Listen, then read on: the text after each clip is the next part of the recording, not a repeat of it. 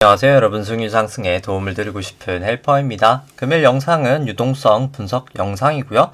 이제 매주 월요일 날에 올려드리지만 사실 제가 촬영을 하는 것은 이제 주일날 일요일이기 때문에 월요일 날 증시 데이터는 조금 반영되어 있지 않은 점 양해 부탁드리겠습니다. 우선 일단 제 방송을 저번 주에도 일단 들으신 분이 있을 거라는 가정하에 간단하게 전주 대비해서 지표 먼저 설명드리고요. 그 다음에 이 지표들 보는 법 설명드리도록 하겠습니다. 우선 M1 같은 경우에는 소폭 조금 하락하였고요. M1 증가율은, M2 증가율은 조금 소폭 증가를 하면서 큰 변화는 없지만 M2-M1 증가율은 소폭이나마 증가는 하였습니다. 하지만 아직까지는 크게 변화는 없고요.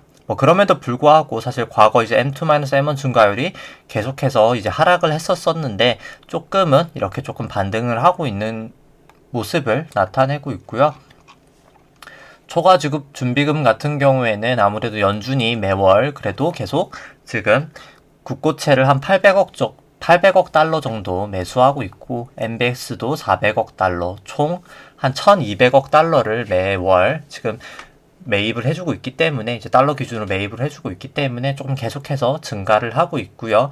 향후에 이제 부양책들이 계속해서 통과가 돼서 이제 재정 지출이 아마 시작이 되게 되면 조금 초과 지급 준비금은 하락을 하리라 생각을 합니다.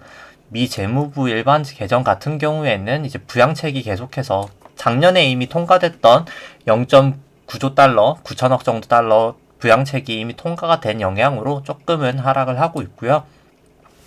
일단 처음 방송을 보시는 분들은 일단 지금 어떤 내용인지 조금 모를 수 있기 때문에 일단 지표 업데이트는 여기까지로 하고요.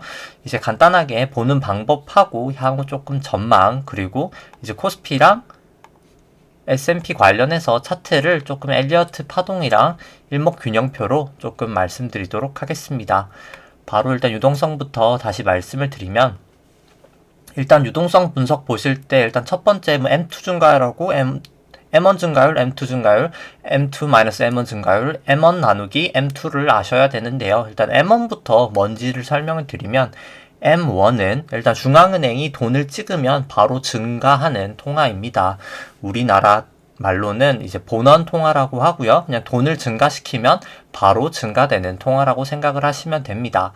M2는 이제 그 본원 통화보다는 조금 더 뒤늦게 조금 증가하시는 통화라고 생각하시면 되는데, M1이 이제 돈을 찍으면 바로 더 빨리 증가한다고 하면 M2는 조금 시중으로 흘러갔을 때 더 빠르게 증가하는 통화라고 생각을 하시면 됩니다. 보통 광의의 통화라고 국내에서는 말을 하고요. M2-M1 증가율은 제가 조금 이따 설명을 드리고요. M1 나누기 M2는 이제 유동성 관련된 어떻게 보면 절대량 지표인데요. 간단하게 조금 이해하시기 조금 편하게 설명을 드리면, 미국 같은 경우에는 언제가 가장 유동성이 부족했을까, 가장 유동성 위기였을까 하면 대부분 다 2008년도를 말씀해 주실 것 같습니다.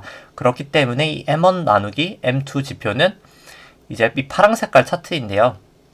2008년도 금융위기 부근에 가장 낮은 것을 보실 수가 있습니다. 낮을 때가 유동성이 부족하다고 보시면 되고요. 이렇게 높을 때가 유동성이 많이 풀려 있다라고 생각하시면 됩니다.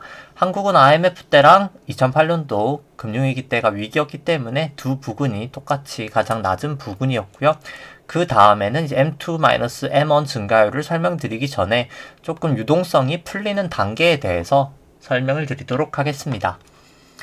유동성을 풀 때, 이제 유동성을 푸는 이유는 보통 실물 위기, 이제 코로나19 같은 경우에는 실물 경제가 위기가 발생하게 되거나 2008년도처럼 금융 쪽에 위기가 발생하면 유동성을 풀면서 중앙은행들이 이제 경기 부양을 하려고 하고요. 이 첫 번째 단계가 2008년도 케이스로 보시면, 첫 번째 단계는 이제 기준금리를 내리는 겁니다. 2008년도에는 미국이 기준금리를 거의 5.2%, 약 한 5.3% 수준에서 제로금리까지 단계적으로 낮추게 되고요. 이제 기준금리를 낮추게 되면 기업이나 가게들이 아무래도 이자 부담이 낮아지기 때문에 조금 이제 이자 부담이 낮아지는 효과가 있고요. 아무래도 저금리 상황인 지금 상황이랑 비슷하다고 생각하시면 됩니다. 투자가 조금 더 유인되는 효과가 있기 때문에 경기가 부양되는 효과가 있고요.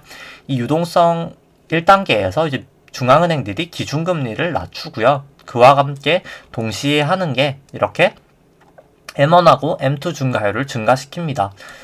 사실 M1하고 M2 증가율이 증가시킨다는 표현은 어떻게 보면 결과적인 표현이고요. 그냥 사실 중앙은행이 하는 것은 돈을 많이 푸는 겁니다. 시중에 이제 2008년도 때는 이제 양적 완화라는 정책을 통해서 QE라고 하는데, 제가 조금 이따 초과 지급 준비금 할 때 설명을 드리겠지만, QE라는 것을 통해서 양적 완화라는 것을 통해서 시중의 통화량 자체를 증가시킵니다. 통화량을 증가시키기 때문에 M1이 증가하게 되고 M2도 조금 증가를 하게 되고요. 이제 이 단계까지가 유동성 첫 번째 단계라고 할 수 있습니다. 지금 딱 2020년 코로나19 위기 때 딱 똑같이 지금 1단계까지가 지금 완료가 된 상태이고요. 기준금리를 이렇게 2.5%에서 0%까지 하락을 시켰었고요. 물론 뭐 코로나 전부터이긴 합니다. 딱 코로나 때라면 생각을 해보면 1.8% 정도 수준에서 0%까지 기준금리를 하락시켰고요. M1하고 M2 증가율을 상당히 많이 증가를 시켰습니다. M1은 거의 70% 정도 증가를 하였고요. 우리 세상에 있는 돈이, 미국 기준으로 우리 세상에 있는 돈이 70% 정도 증가를 했기 때문에, 사실 최근에 이제 주가가 이제 많이 상승을 했던 것은 뭐 주식이 올랐다기보다 그냥 돈의 가치가 70% 하락했기 때문에 올랐다고 보는 것이 더 정확합니다. 따라서 저희가 이제 투자를 해서 주식 가치가 올랐더라고 하더라도 우리의 임금에 대한 가치는 오르지 않았죠. 월급 자체가 70% 오르지 못했기 때문에 노동의 가치는 어떻게 보면 떨어지고, 이제 그러니까 쉽게 말해서 돈의 가치가 떨어졌기 때문에 이제 돈의 가치를 떨어진 걸 따라가지 못하는 노동력의 가치는 떨어지고 자산 가치는 그냥 유지가 되었다라고 보는 게 맞을 것 같습니다. 주식이 이렇게 올라갔지만 그냥 주식 가치는 과거랑 비슷한 수준이다라고 생각을 하시면 되고요. 이번 사실 통화량 증가량은 이제 누적 거의 1977년도부터 사실 데이터가 있는데, 거의 보시면 M1 같은 경우는 1977년부터 있는데 이번에 증가율은 사실상 뭐 거의 역대급이라고 볼 수가 있습니다. 과거에는 M1 증가율이 보통 20%, 금융위기 때도 20%가 최고치였고요. 블랙 먼데이 직전에도 20% 정도 증가한 게 최고치였는데 이번엔 71% 수준이었으니까 사실 이렇게 주가가 많이 올라간 것도 통화량이 절하됐기 때문에, 통화 가치가 떨어졌기 때문에 라고 충분히 이해를 하실 수 있을 거라고 판단이 됩니다. 중요한 건 이제 뭐 과거가 어떤 게 중요한 게 아니라 이제 그 다음 단계가 중요한데요. 일단 유동성 첫 번째 단계는 기준금리를 떨어뜨리고 M1하고 M2 증가율이 증가되면서 일단 완료는 되었습니다. 그 다음에 이제 두 번째 단계는 사실 조금 애매한 단계가 있습니다. 여기까지를 보통 유동성 1단계를 유동성 장세라고 하고요. 그 다음에는 이제 이렇게 풀린 돈들이 이제 시중으로 정말 흘러 들어가게 되면서 이제 소위 인플레이션을 만들게 됩니다. 인플레이션을 만들게 되면서 기업들의 이제 실적들이 다 개선이 되게 되고요. 그렇게 됐기 때문에 사실 실적 장세가 더 나타나게 됩니다. 그 전에 조금 설명을 드릴 게 있다면, 아까 설명드리지 않았던 이 M2-M1 증가율을 조금 설명드리면, 처음엔 제가 말씀드렸다시피 본원 통화죠. M1 증가율이 훨씬 더 가파르게 증가합니다. 근데 이제 그렇기 때문에 M2보다 M1이 훨씬 더 증가하기 때문에 이 M2-M1 증가율은 되게 급속도로 이렇게 하락을 하게 되고요. 향후에는 이제 통장에 있던 돈들이 시중으로 흘러나가게 되면서 이제 M2-M1 증가율, 즉 M2 증가율이 상대적으로 과거 대비해서 조금 더 상승을 합니다. 그렇기 때문에 이 M2-M1 증가율은 이렇게 상승을 하게 될 것이고요. 그렇기 때문에 그때가 이제 실적 장세가 나타나게 됩니다. 이제 시중에 돈들이 이제 풀린 게, 통장에 풀렸던 돈이 시중으로 흘러가면서 실적이 개선되는 실적 장세가 나타나게 되고요. 그렇기 때문에 사실 중장기적으로는 증시는 아마 더 상승할 확률이 높을 것이라고 판단이 됩니다. 다만 그 전에 유동성 장세도 아니고 실적 장세도 아닌 애매한 장세가 존재하게 되는데, 보통 이제 그레이존이라고 많이 표현하고요. 이 단계가 딱 중앙은행이 이제 경기가 어느 정도 회복세에 돌입했기 때문에 통화량 자체를 그렇게 많이 풀지도 않고, 통화량을 풀었다고 곧바로 이제 실적이 개선되는 게 아니라 조금 시차가 존재하기 때문에 그 중간 딱 회색 지대가 있습니다. 그렇기 때문에 이제 그레이존이라는 단계가 있는데 보통 이 단계에서 조금 약간 주가가 하락을 하는 모습을 보통 나타내게 됩니다. 뭐 2011년도나 2008년도도 보시면 이게 워낙 장기 차트여서 퍼센트가 정확하게는 보이지 않지만 약 10%에서 한 20, 30% 정도 단기 조정을 조금 나타내고요. 그 다음에 이제 실적 장세가 나타나면서 상승을 하는 패턴이 나타나게 됩니다. 제가 매주 사실 유동성 영상은 딱 이렇게 해서 실적 장세가 나타날 거다라고까지만 말씀을 드렸는데 사실 이번에는 이 과거 차트를 보시면 조금 제가 다른 견해도 말씀을 드리면 유동성이 워낙 많이 풀렸기 때문에 사실 보통은 M1 증가율이 20% 수준에서 머물렀지만 이번엔 71%까지 머무르기도 했고 일단 또 말씀드릴 게 있네요. 이걸 말씀드리고 이제 설명을 드리는 게 더 나아질 것 같은데 이 초과 지급 준비금을 조금 설명드려야 제가 그 다음에 말씀드릴 걸 조금 더 이해를 할 수 있을 것 같습니다. 초과 지급 준비금은 조금 복잡한 내용이기 때문에 조금 더 집중을 하셔서 들어주셨으면 좋겠고요. 초과 지급 준비금을 알기 위해서는 일단 연방준비은행도 하고 이제 유럽의 ECB도 하고 뭐 영국도 하고 이제 일본의 BOJ도 다 하고 대부분 다 선진국 중앙은행들이 하고 있는 양적 완화 QE에 대해서 조금 알아야 합니다. 간단하게 설명을 드리면 이제 양적 완화라는 것이 그냥 퀀테이티브 이징인데요. 이제 QE를 이제 풀어서 말하면 그냥 한국말로 조금 의역을 하면은 그냥 돈을 찍는다, 돈을 많이 푼다라고 사실 이해를 하시면 됩니다. 어떻게 조금 진행되는지 설명을 드리면 이제 QE라는 게 그냥 중앙은행이 이제 미국으로 기준으로 해보죠. 이제 미국 연방준비은행 이제 페드가 이제 투자자들에게 그냥 뭐 지금 단계로 설명을 드리면 제가 아까 말씀드렸다시피 매월 800억 달러의 미국 국채와 400억 달러의 MBS 이제 모기지 증권이죠. 이제 주택담보대출을 유동화시킨 증권들을 이렇게 사들이고 있습니다. 이제 그것을 양적 완화라고 하고요. 어떤 건지 설명을 드리면 제가 많이 부자라고 생각을 해보죠. 한 100억 정도 미국 국채를 가지고 있는 제가 부자입니다. 근데 이제 그 양적 완화는 연방준비은행이 그냥 제 채권을 적정 금액에서 이제 사주는 겁니다. 그러면 이제 제가 미국 연방준비은행에 제가 가지고 있는 채권을 팔게 되면 저한테 이제 채권은 사라지게 되고 돈이 생기겠죠. 이제 100억 달러가 생길 겁니다. 제가 100억 달러치 채권을 팔았으니까. 근데 제가 그것을 현금 돈다발로 받지는 않겠죠. 100억 달러를 이제 어마어마한 규모이기 때문에 뭐 금고를 사용해도 사실 너무 위험하기도 하고 금액도 큰 금액이기 때문에 아마 제가 그냥 은행 통장에다가 예금에다가 아마 넣지 않을까 생각을 합니다.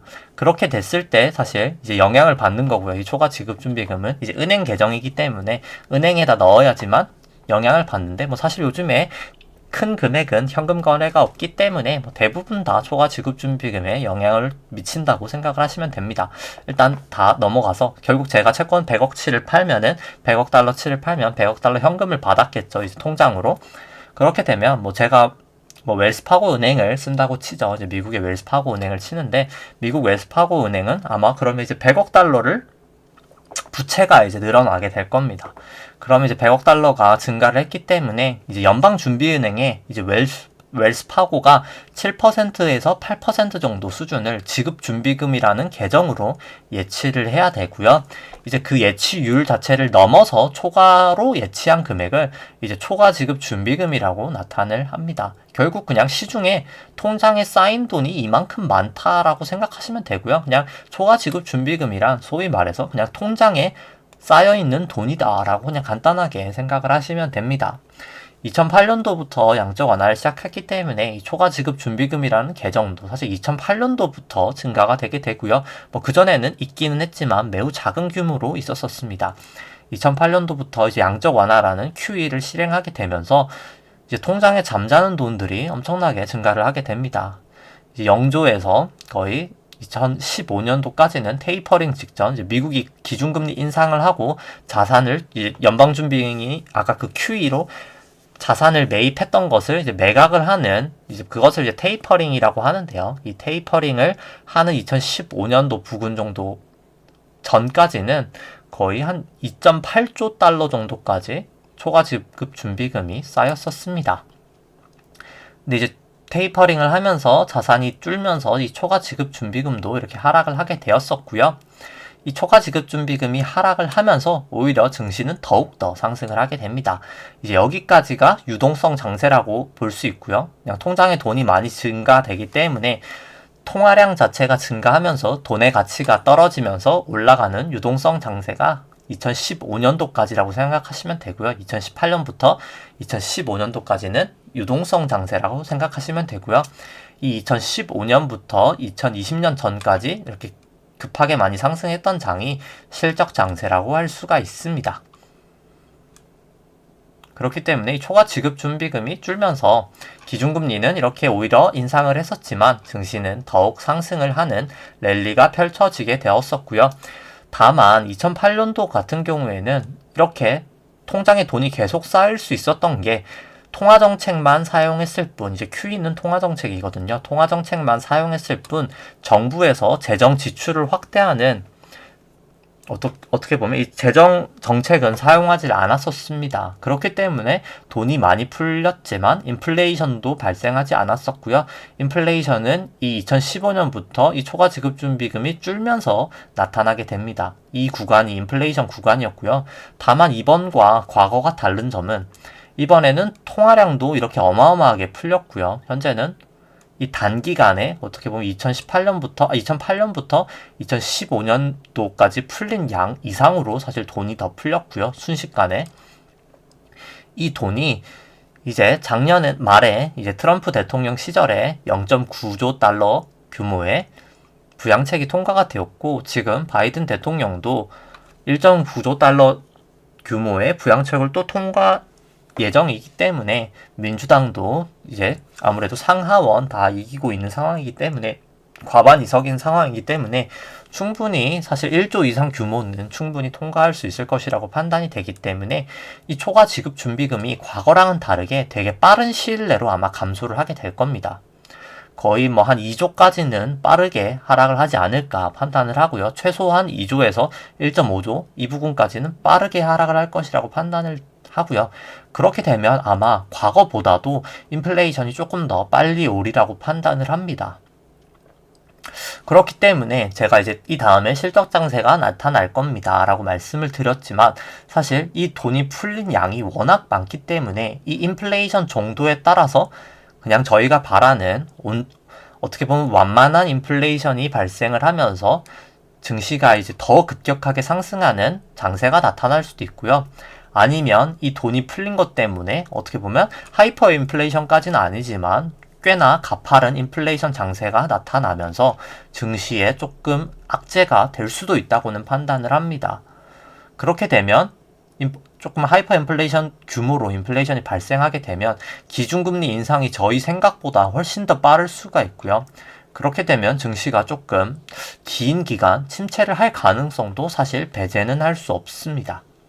그렇기 때문에 사실 한 번도 가지 않은 길이기 때문에 어떻게 보면 이 M1 증가율이 역사상 이런 적이 사실 단 한 번도 없습니다. M1 증가율이 70%가 넘은 상태에서 재정정책을 이렇게 많이 푸는 것도 어떻게 보면은 지구 역사상 처음 있는 일이기 때문에 사실 뭐 저도 이게 어떻게 될 거라고 확실하게 예측은 드릴 수 없지만 일단 저희가 차트를 보면서 다 나중에 말씀을 드리겠지만 이제 매일매일 조금 확인을 하는 게 필요하지 않을까 싶습니다. 그렇기 때문에 사실 제가 어떻게 보면 매주 이제 듣는 분들은 아마 이 유동성 분석 영상이 내용이 그렇게 크게 다르지는 않다고 느끼실 거예요. 그럼에도 불구하고 사실 여러분들이 그렇게 생각하시면 뭐 말하는 저도 이제 그렇게 생각을 할 텐데 그럼에도 불구하고 사실 제가 매주 이렇게 비슷한 영상을 찍는 게 비슷하긴 하지만 사실 이게 언젠가 되게 중요한 내용이 될 거거든요. 저희가 사실 매주 이렇게 어떻게 보면 이제 출석 체크하듯이 뭐 저 같은 경우에 이제 저 자신도 출석 체크를 하는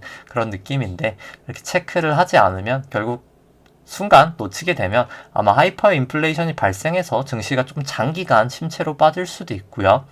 저희가 예상하는 그냥 가장 기본적인 시나리오는 완만한 인플레이션이 발생해서 주가가 엄청나게 이제 급등을 할 수도 있기 때문에 그 두 가능성을 이제 매주 조금 팔로우업 하기 위해서 조금 계속 조금 지켜보는 게 더 필요하지 않을까 싶습니다. 일단 저는 뭐 하이퍼 인플레이션보다는 조금 완만한 인플레이션을 더 기본 가정으로 보고 있긴 하지만 일단 단 한 번도 가보지 않은 길이기 때문에 뭐 구독자분들이나 저나 아마 계속 조금 지켜보면서 좀 상황을 볼 필요가 있지 않을까 판단을 하고요.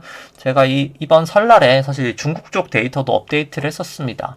다만 제가 보통 이 데이터들을 인포맥스라는 프로그램으로 조금 끌어오는 데이터인데 지금 아마 조금 뭐가 문제가 있는지 이 상해 종합은 조금 끌어오지 못해서 상해 조합은 좀 나오지 않고 있기는 한데 이 중국도 보시면 이 M2-M1 증가율이 조금 증가를 하면서 지금 조금 약간 이제 실적 장세로 가기 위한 단계로 조금 가고 있는 단계입니다. 중국 쪽이 조금 더 빠르고요. 중국 쪽은 데이터가 이제 1월 31일자 데이터가 가장 최근 데이터입니다. 중국이 우리나라보다도 일단 데이터가 조금 더 빠르고요.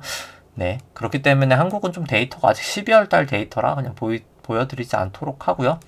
그냥 간단하게만 보여드려도 12월 말 데이터인데 한국 같은 경우에도 조금 이제 증가는 하고 있는 단계입니다. 중국 쪽이 아무래도 조금 더 데이터도 적시성이 있기 때문에 조금 더 빨리 증가를 하고 있고요. 그렇기 때문에 증시도 조금 항생 지수도 약간 하락을 하고 있는 모습을 나타내고 있지 않나 판단을 합니다.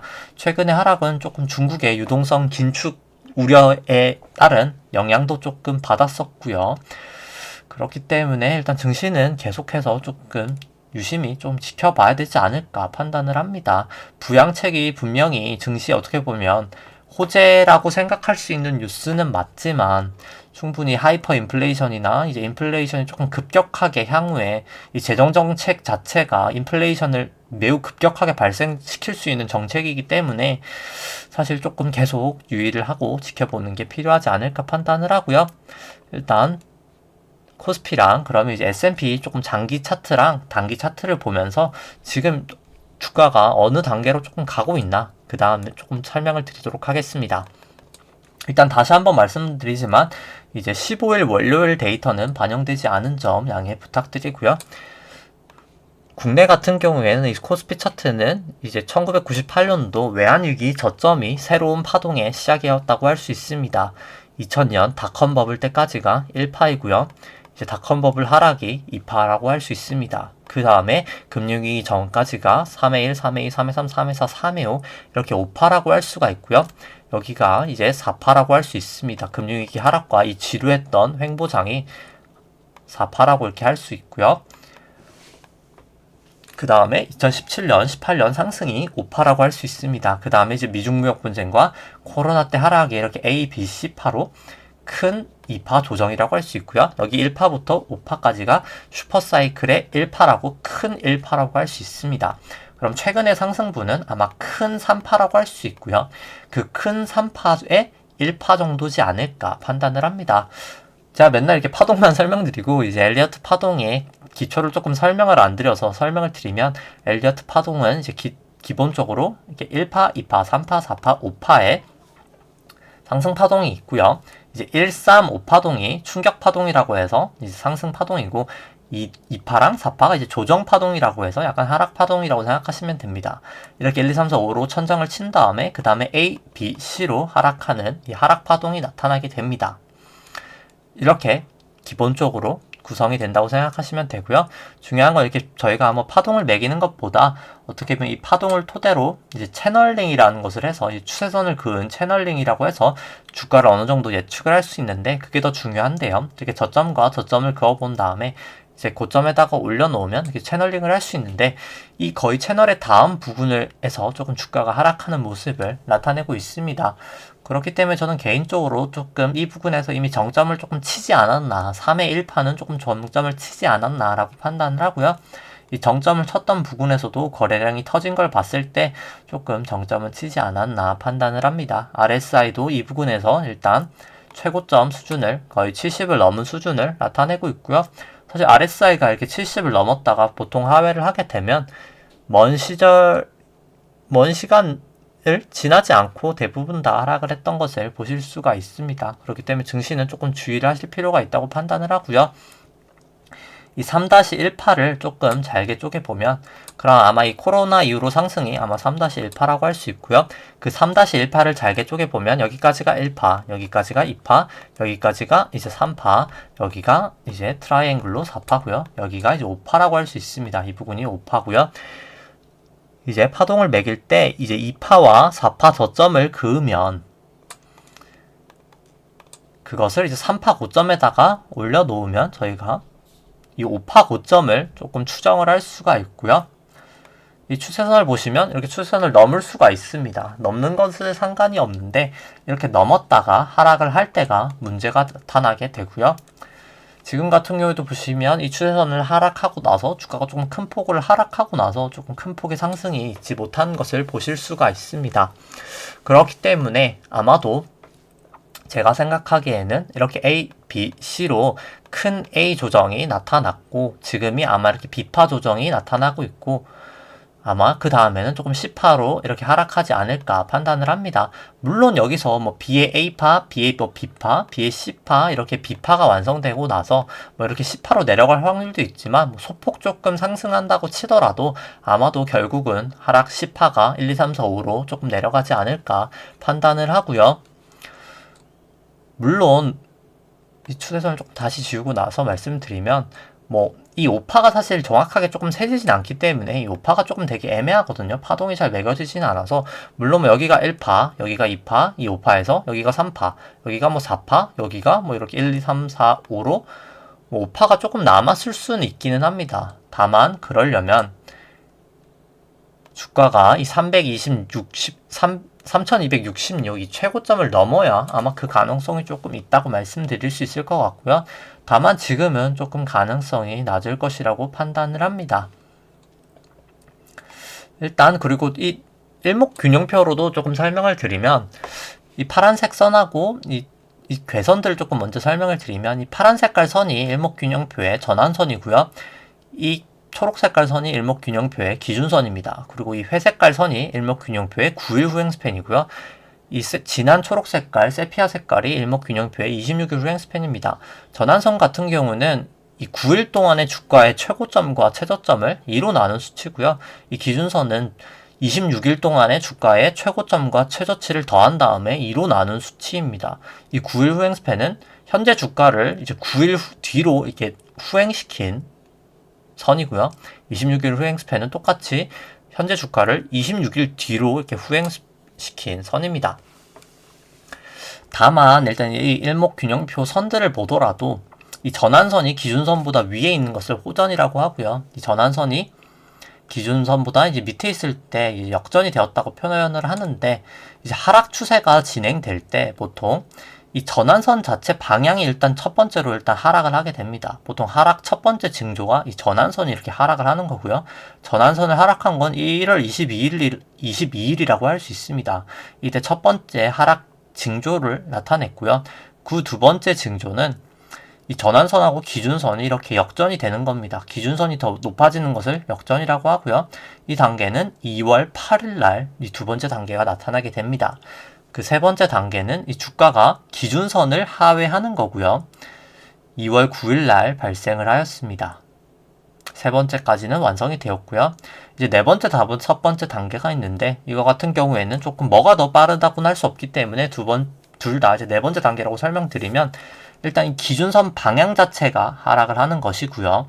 그 다음에는 이 26일 후행 스팬이 이 주가를 하회해 버리는 겁니다. 둘 다 지금 얼마 남지가 않았는데요. 이 26일 후행 스팬도 곧 한 이틀 정도 뒤면 일단 주가가 이렇게 상승을 하지 않는 이상 역전될 모양을 나타내고 있고요. 26일 동안의 최고치도 이 1월 11일 부근이기 때문에 사실 며칠 지나지 않으면 이 최고치 수치가 내려오기 때문에 이 기준선도 곧 방향이 아마 하락하는 방향도 되고 이 26일 후행 스팬도 곧 역전이 될 것이라고 판단을 합니다. 그렇기 때문에 뭐 이 B파동이 A, B, C로 상승이 조금 있을 수 있겠지만 아니면 그냥 이 B파가 여기서 완료가 되고 여기서 뭐 1, 뭐 2, 3, 4, 5로 이렇게 하락을 할 수 있겠지만 어느 가정이든지 아마 뭐 조금 하락은 계속적으로 나타나지 않을까는 개인적으로 조금 추정은 하고 있고요.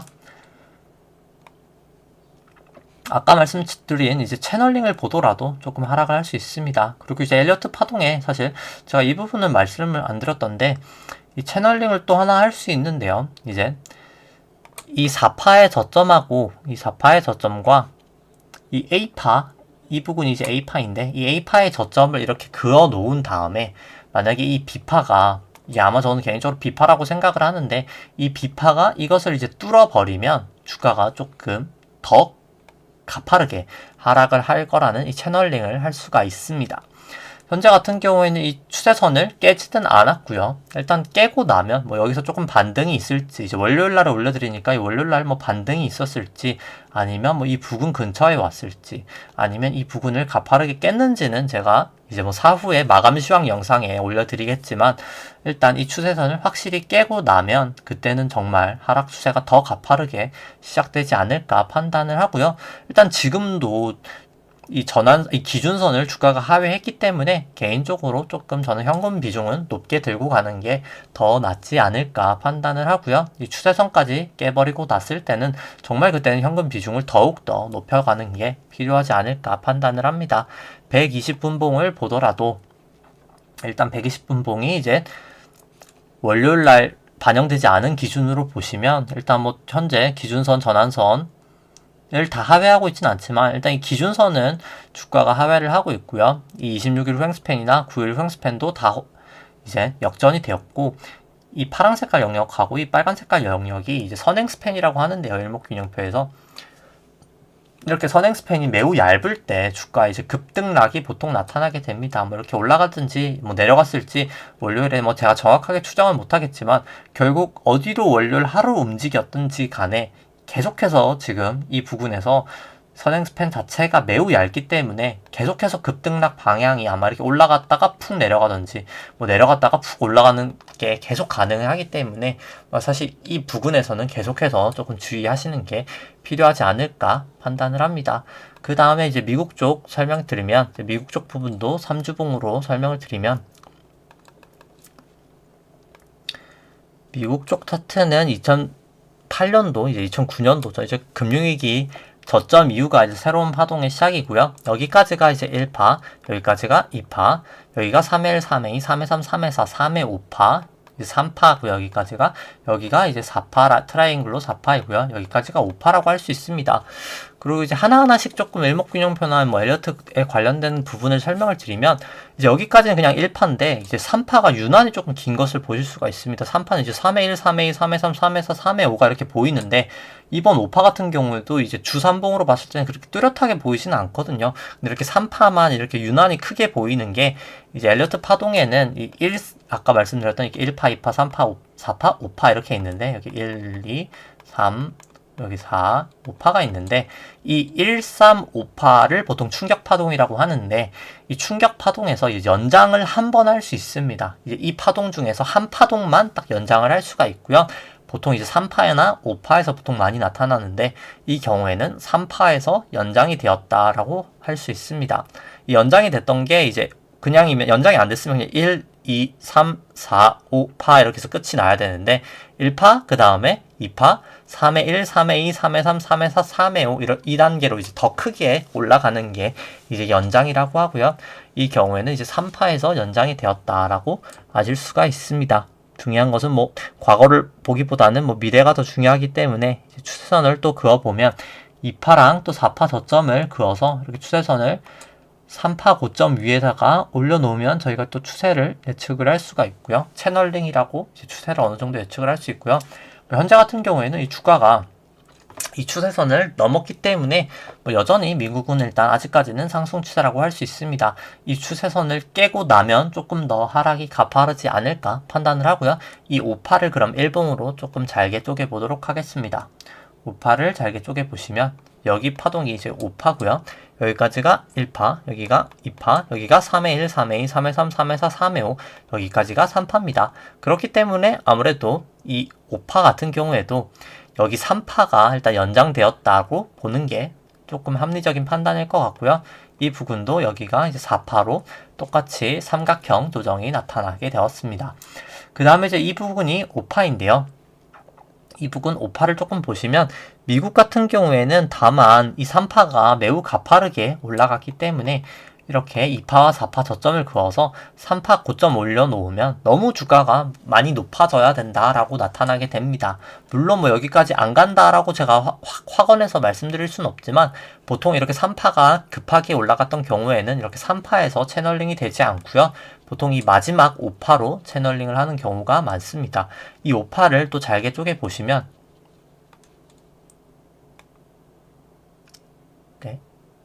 이제 잘게 쪼개 보시면 사실 여기까지가 그럼 이제 1파라고 볼 수 있고요. 5파의 1파라고 볼 수 있고요. 여기까지가 2파, 여기까지가 그럼 이제 3파, 여기가 4파, 여기가 이제 5파의 마지막 5파라고 볼 수 있습니다. 이 2파의 저점과 똑같이 4파의 저점을 올려놓은 다음에 이제 복사를 해서 이 3파 고점 위에다 올려놓으면 저희가 주가를 추정할 수가 있고요.